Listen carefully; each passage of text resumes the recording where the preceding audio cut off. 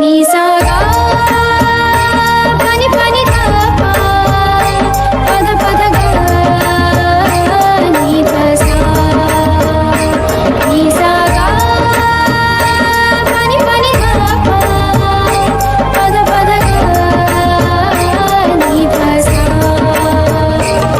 ही गाथा अस्तित्वाची शौर्याची पराक्रमाची ही गाथा अस्तित्वाची शौर्याची पराक्रमाची या मातीमधल्या कणाकणातील मौल्यवान रत्नांची या मातीमधल्या कणाकणातील मौल्यवान रत्नांची कर्तृत्व इथे गगनाला भिडे परिमोल जाणून ठेवू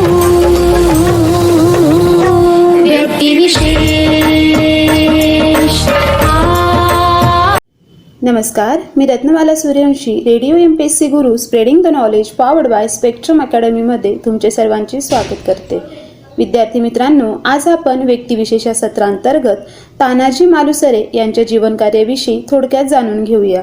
तानाजी मालुसरे हे शिवाजी महाराजांच्या सैन्यातील एक सुभेदार होते. छत्रपती शिवाजी महाराजांचे बालपणाचे सवंगडी होते. त्यांनी स्वराज्य स्थापनेपासूनच अनेक महत्त्वाच्या घडामोडीत सहभाग घेतला होता. तानाजी मालुसरे यांचा जन्म इसवी सन 1626 गोडवली, सातारा, महाराष्ट्र येथे झाला. त्यांचे बालपण गोडवली या गावात गेले होते. विद्यार्थी मित्रांनो, अफजल खानाच्या स्वारीच्या वेळी महाराजांनी काही निवडक सरदारांना प्रत्येकी 1000 मावळ्यांचे सैन्य दिले होते. तानाजींनी या सैन्याच्या बरोबरीने खानाच्या फौजेवरून तुटून पडून उत्तम कामगिरी बजावली होती. विद्यार्थी मित्रांनो, आता आपण जाणून घेणार आहोत नरवीर तानाजी मालुसरेंची एक अपरिचित लढाई. तानाजी मालुसरे असे नाव घेतले की लोकांना त्यांच्या सिंहगडावर केलेल्या पराक्रमाची आठवण होते. सर्वसामान्यांसाठी त्यांचे चरित्र या एकट्या प्रसंगापुरतेच मर्यादित झाले आहे, परंतु त्यांनी केलेल्या इतर पराक्रमाविषयी सर्वसामान्यांना अजिबात माहिती नाही. तानाजी मालुसरेंचे संगमेश्वर युद्ध हे असेच अपरिचित युद्ध आहे. या युद्धाला हवे आहे तेवढे महत्त्व देऊन लेखकांनी जगासमोर मांडले नाही. हा तानाजीवर झालेला एक अन्यायच होता. संगमेश्वरी असताना शत्रूने केलेल्या अकस्मात हल्ल्यादरम्यान तानाजीने कमालीचे धाडस दाखविले होते. त्या प्रसंगाचे तपशीलवार वर्णन आपण जाणून घेऊया. दाभोळ, चिपळूण, संगमेश्वर काबीज झाले. राजापूर लुटले गेले. या बातमी धडाधड आदिलशहाच्या कानावर आदळत होत्या. तो या बातम्यांनी अस्वस्थ झाला. त्याने लगेच शृंगारपूरच्या सूर्याजीस आदेश केला. त्याने सांगितलं, तो शिवाजी म्हणजेच शिवाजी महाराज आमचा उघड शत्रू राजपुरावर चालू जात असताना त्यास तू का अडविले नाहीस? असो, ते जाऊ दे. तो आता परत त्याच मार्गाने जवळ आला आहे, तेव्हा त्यास तेथे अडव व त्यांच्याशी युद्ध कर. आदिलशहाच्या दबावाखाली सूर्याजीने शिवाजी महाराजांच्या विरोधात उघड शत्रुत्व धारण केले. तेव्हा सूर्याजी सुर्वे शृंगारपूरला होता. त्याने लगेच शिवाजी राजांच्या संगमेश्वरी असलेल्या सैन्यावर धावा बोलला. संगमेश्वरी शिवाजी राजांचे सैन्य अल्पसे होते. या अल्पशा सैन्याला सूर्याजींच्या सैन्याने चाहोबाजूने घेरले. शिवरायांनी या सैन्याचे नेतृत्व तेव्हा पिलाजी निळकंठरावांकडे दिले होते. आपले सैन्य शत्रूने चारही बाजूने घेरले आहे असे जेव्हा पिलाजीला समजले तेव्हा पिलाजी फार भयभीत झाला. शत्रूला सामोरे जाऊन त्यांच्याशी युद्ध करण्यापेक्षा युद्धातून पळून जाणेच त्यांना योग्य ठरले. ते आपला जीव वाचवण्याच्या भीतीने संगमेश्वरहून पळून जाऊ लागले. तोच भीतीने कापणाऱ्या त्या पिल्हाजीला आपल्या लोकांना मागे सोडून पळून जाताना तानाजी मालुसरेने पाहिले. तानाजी सारख्या प्रतापी पुरुषाला हे अजिबात खपणारे नव्हते. तानाजीने भ्याड पिलाजीला पळताना पाहताच त्यांचा पायीच पाठलाग करून त्याला हातात धरले आणि त्याचा उघड धिक्कार केला.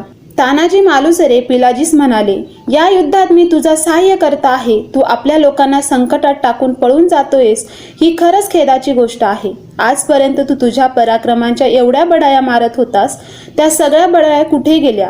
ज्या शिवाजी महाराजांनी तुला मोठेपण व सन्मानाची देऊन सांभाळले, तू त्यांची सरदार असतानाही सैन्य टाकून स्वतःच पळून जातोयस आणि याची तुला खंतही वाटत नाही. असे कित्येक कठोर शब्द बोलून तानाजीने पिलाजीला कैद केले. पिलाजी घाबरलेला पाहून तानाजीला वाटले की पिलाजीची ही दशा पाहून इतर मावळ्यांचीही हिंमत खचेल. त्यामुळे पिलाजीला मोकळे सोडण्यापेक्षा कैदेतच ठेवणे योग्य असा विचार करून तानाजीने पिलाजीला जवळ असलेल्या एका दगडाला दोरखंडाने बांधून ठेवले.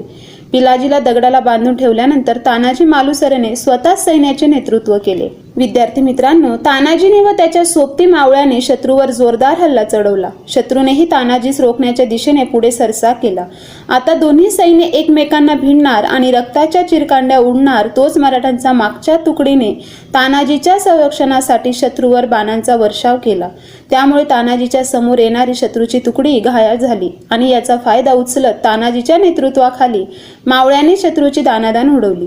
तानाजीची मागची तुकडी शत्रूच्या पुढे सरसावणाऱ्या तुकड्यांवर बाणाचा वर्षाव करी व बाणांची जखमी झालेल्या शत्रूला सैन्याला तानाजी सोबती मावळे कापून काढीत. मावळ्यांनी तानाजीच्या नेतृत्वाखाली शत्रूशी रात्रभर झुंज दिली व शत्रूच्या हातपाय कापलेल्या या धडापासून मुंडके वेगळे पडलेल्या शवाचे ढीगच्या ढीग मावळ्यांनी रणांगणात रचले.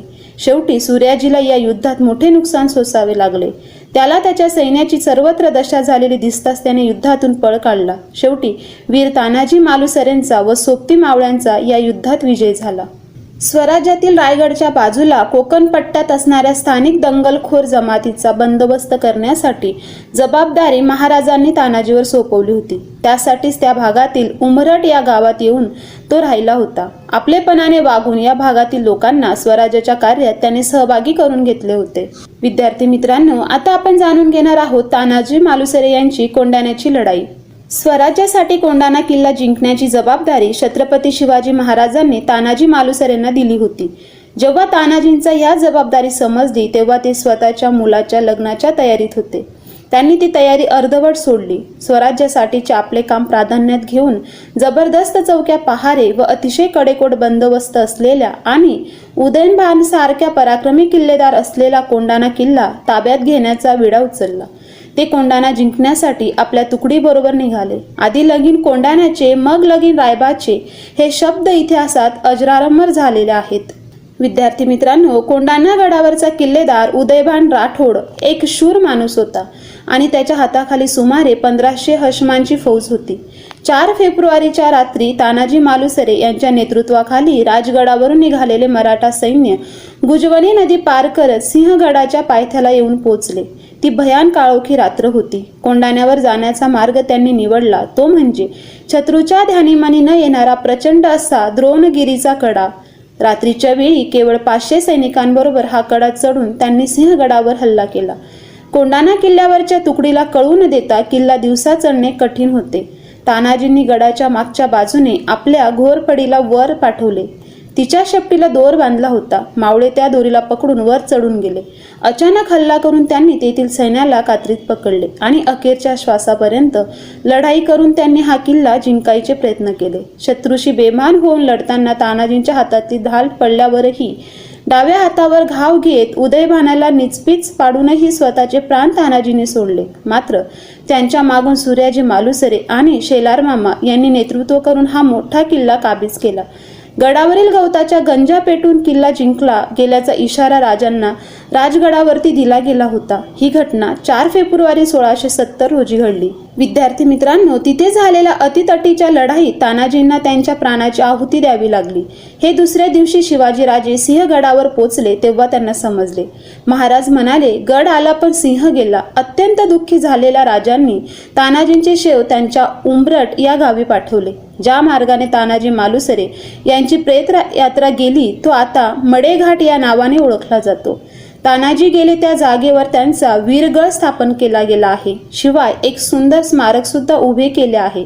सिंहगडची लढाई फेब्रुवारी 1670 रोजी सिंहगड किल्ल्यावर म्हणजेच त्या काळात कोंढणा म्हणून ओळखल्या जाणाऱ्या कोंढिण्या नावाच्या किल्ल्यावर तेथे रात्री दरम्यान झाली. मराठा साम्राज्याचा सेनापती तानाजी मालुसरे, छत्रपती शिवाजी महाराज आणि मुघल बादशाह औरंगजेबासाठी काम करणारे जयसिंग पहिला अंतर्गत राजपूत किल्लेदार उदयनभानसिंग राठोड यांच्यात लढाई झाली.